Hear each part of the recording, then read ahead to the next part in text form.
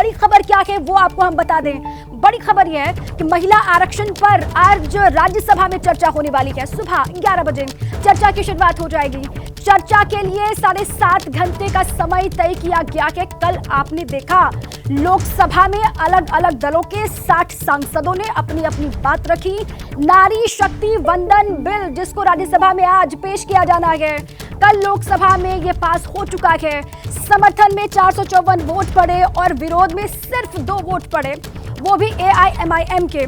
महिला आरक्षण पर आज राज्यसभा में चर्चा होगी। कल गर्मा गर्म बहस सत्ता पक्ष और विपक्ष के बीच में इस बिल को लेकर, और कहीं ना कहीं श्रेय लेने की होड़ दिखाई दे रही है। सुबह 11 बजे बड़ी खबर यह है कि आज राज्यसभा में चर्चा की शुरुआत हो जाएगी। यहां पर भी इस बिल को लेकर चर्चा होगी। क्या नफा नुकसान ये बताया जाएगा। चर्चा के लिए वक्त आप जान लीजिए, 7.5 घंटे का समय तय किया गया है। इस बिल को लेकर चर्चा होगी। ये बड़ी खबर, कल लोकसभा में चर्चा की शुरुआत। लगातार आपने देखा किस तरीके से अपनी अपनी बात को सांसद रखते हुए दिखाई दिए। और देखिए आज 11 बजे से चर्चा की शुरुआत होने वाली है। राज्यसभा में मेरी मौजूदगी है। इसी राज्यसभा में चर्चा होने वाली है। आज नारी शक्ति वंदन अधिनियम है ये, जो कल लोकसभा में पास हुआ। 454 वोट पड़े समर्थन में और विरोध में सिर्फ 2 वोट। और आज 11 बजे से जब राज्यसभा की कार्यवाही शुरू होगी तो फिर राज्यसभा में इस बिल को पेश किया जाएगा और चर्चा की शुरुआत होगी। 7.5 घंटे का वक्त बताया जा रहा है। इसमें चर्चा के लिए ये वक्त निर्धारित किया गया है, ये समय निर्धारित किया गया है, तय किया गया है। कल सत्ता पक्ष और विपक्ष को आपने सुना, 60 सांसदों ने अलग अलग दलों के अपनी बात रखी इस बिल पर और आज राज्यसभा में इस बिल को पेश किया जाना है। और बड़ी खबर, बीजेपी सांसद सुनीता दुग्गल का कहना यह है कि जिस तरह से महिला आरक्षण बिल को लोकसभा में समर्थन मिला, ठीक उसी तरीके से राज्यसभा में भी सभी पार्टियां इसके पक्ष में दिखाई देंगी, वोट करेंगी। ये महिलाओं के अधिकार का मामला है, महिलाओं के हक का मामला है, आधी आबादी का मामला है और इस पर तो कम से कम राजनीति नहीं होनी चाहिए। एबीपी न्यूज संवाददाता अंकित गुप्ता ने सुनीता दुग्गल से बात की है, सुनवाते हैं।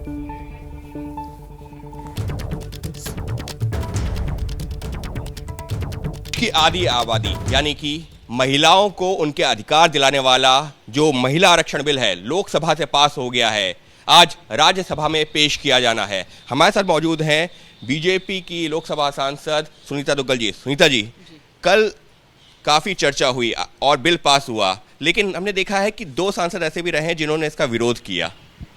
हाँ जी, बिल्कुल।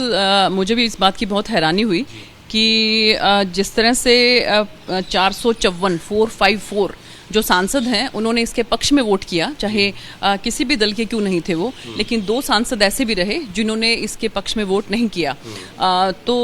लेकिन ये है कि बहुत ध्वनि मत के साथ और अक्रॉस द पार्टी लाइन जो है सबने इसको सराहा है और इसके साथ साथ सबने धन्यवाद किया है आदरणीय प्रधानमंत्री श्री नरेंद्र मोदी जी का कि जो ये इतना चित्त प्रतीक्षित जो बिल था उसको लेकर आए। खासकर महिलाओं को जो है बहुत इस बात की खुशी है।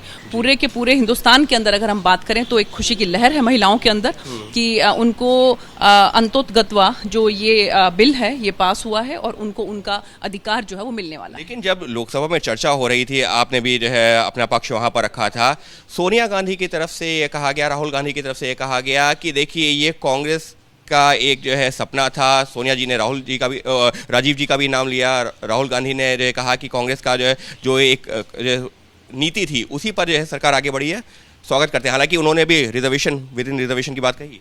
देखिए ऐसा है कि अगर हम इसके इतिहास में जाएं तो ये 1996 से जो है तब से लेकर और एक के बाद जो है एक ये कभी राज्यसभा में कभी लोकसभा में आया, लेकिन वो अपने अंतिम जो है मंजिल तक नहीं पहुंच पाया। तो मुझे लगता है कि इसका श्रेय अगर किसी को जाता है तो आदरणीय प्रधानमंत्री श्री नरेंद्र मोदी जी को जाता है कि जिन्होंने इसको अपनी मंजिल तक पहुंचाने का काम किया। लोकसभा के अंदर ये ध्वनि मत के साथ और जो है वो सभी इतने 454 जो हमारे सांसद हैं उनके वोट से ये पास हुआ है और आज मुझे पूरी उम्मीद है कि राज्यसभा में भी इसी तरह से अक्रॉस द पार्टी लाइन सभी इसको जो है वो इसके फेवर में वोट करेंगे और जो है इसको पास करेंगे। लेकिन जो कई विपक्षी पार्टियां हैं उन्होंने समर्थन जरूर किया, हालांकि बस सिर्फ 2 सांसद असदुद्दीन ओवैसी और उनकी पार्टी के इम्तियाज जलील ने जो है इसका जो है विरोध किया है। लेकिन जिन्होंने समर्थन भी किया है उन्होंने भी एक सवाल खड़ा किया आपने जो है बिल तो पास करवा रहे हैं, कानून बनाने की बात कर रहे हैं, लेकिन इसका फायदा कब मिलेगा? 2029 में जा करके, तो अभी फिर क्यों?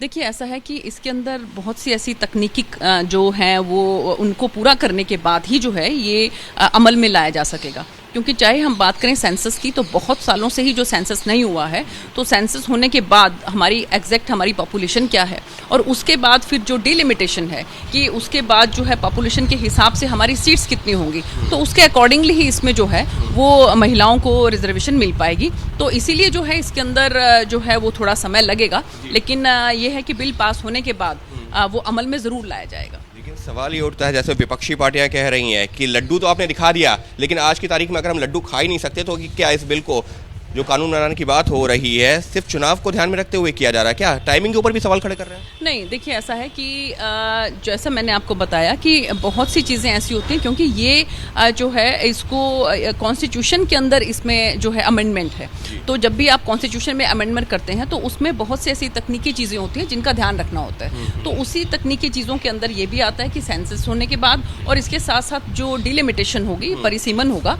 उसके बाद जो है इसमें जितना भी परसेंटेज जो है 33% जो है लोकसभा के अंदर और 33% ही विधानसभा के अंदर, पूरे के पूरे हिंदुस्तान के जितने भी राज्य हैं उन सब के अंदर इसको लागू किया जाएगा। लेकिन जो बड़ी संख्या में ऐसी पार्टीज भी हैं जो ये कह रही हैं, हालांकि समर्थन कर रही हैं, लेकिन कह रही हैं कि ओबीसी को आरक्षण क्यों नहीं दिया जा रहा है, इसमें ओबीसी की आरक्षण की लगातार मांग की जा रही है। देखिए, उसके बारे में भी मैं यही कहना चाहूँगी कि वो भी एक तकनीकी इशू है। अभी फिलहाल के अंदर भी अगर हम देखें तो हमारी लोकसभा के अंदर जो है वो केवल 3 क्लासेस हैं, एक जनरल क्लास है, एक एससी क्लास और एक एसटी क्लास है।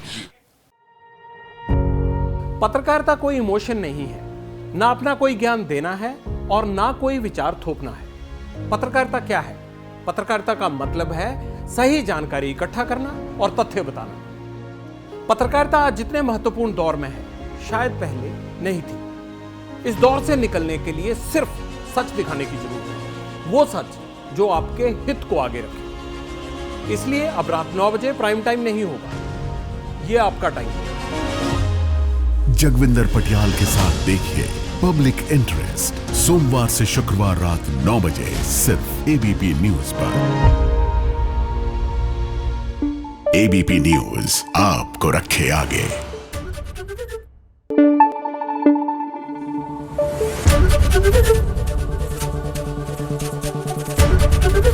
एबीपी न्यूज आपको रखे आगे।